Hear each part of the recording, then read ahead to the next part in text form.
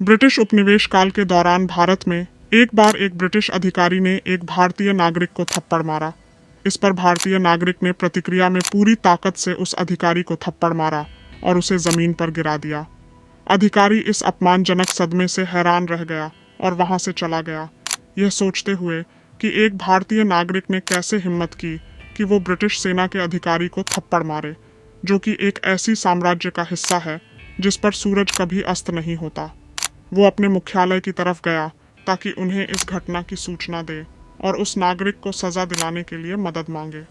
लेकिन बड़े अधिकारी ने उसे शांत किया और अपने दफ्तर में ले गया और एक पैसों से भरी तिजोरी खोलकर कहा, इस तिजोरी से 50,000 रुपये ले लो और उस भारतीय नागरिक के पास जाकर उससे माफी मांगो और उसे ये पैसे मुआवजे के तौर पर दो।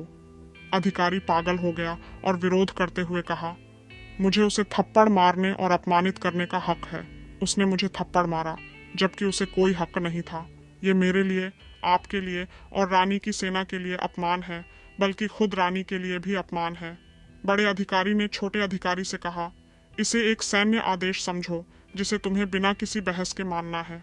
अधिकारी ने अपने कमांडर के आदेशों का पालन किया, पैसे लेकर भारतीय नागरिक के पास गया और कहा, कृपया मेरी माफी स्वीकार करें। मैंने आपको थप्पड़ मारा और आपने जवाब दिया, हम बराबर हो गए हैं और ये 50,000 रुपये मेरी माफी के साथ एक तोहफा है। भारतीय नागरिक ने माफी और तोहफा स्वीकार किया और भूल गया कि उसे अपनी जमीन पर एक उपनिवेशी शासक ने थप्पड़ मारा था। उस समय 50,000 रुपये एक बड़ी दौलत मानी जाती थी। नागरिक ने इस रकम से एक हिस्सा से घर खरीदा, एक हिस्सा बचत में रखा और एक हिस्सा से रिक्शा, एक 3 पहियों वाली सवारी जो भारत में इस्तेमाल होती है, खरीदी और कुछ निवेश, व्यापार और परिवहन में किया। उसकी हालत बेहतर हो गई और समय के साथ वह एक व्यापारी बन गया और थप्पड़ को भूल गया।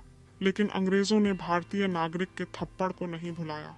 कुछ समय बाद अंग्रेज कमांडर ने उस अधिकारी को बुलाया जिसे थप्पड़ मारा गया था और कहा, क्या तुम्हें वो भारतीय नागरिक याद है जिसने तुम्हें थप्पड़ मारा था? अधिकारी ने कहा, मैं कैसे भूल सकता हूँ। कमांडर ने कहा, समय आ गया है कि तुम जाओ और उसे ढूंढो और बिना किसी भूमिका के उसे लोगों की भीड़ के सामने थप्पड़ मारो। अधिकारी ने कहा, उसने मुझे उस वक्त थप्पड़ मारा जब उसके पास कुछ नहीं था। आज जबकि वो व्यापारी बन चुका है और उसके पास समर्थक और रक्षक हैं, तो वो न सिर्फ मुझे थप्पड़ मारेगा बल्कि मुझे मार भी डालेगा।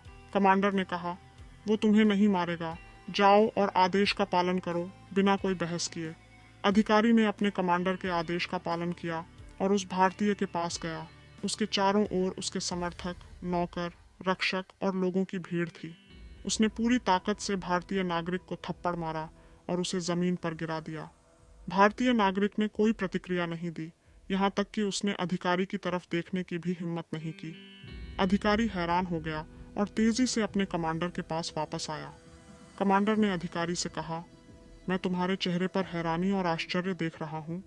अधिकारी ने कहा, हाँ, पहली बार उसने मुझे ज्यादा ताकत से थप्पड़ मारा था जब उसके पास कुछ नहीं था, और आज जब उसके पास ताकत है उसने कुछ कहने की भी हिम्मत नहीं की। ये कैसे मुमकिन है? अंग्रेज कमांडर, पहली बार उसके पास सिर्फ उसकी इज्जत थी और वो उसे सबसे कीमती चीज मानता था, इसलिए उसने उसका बचाव किया।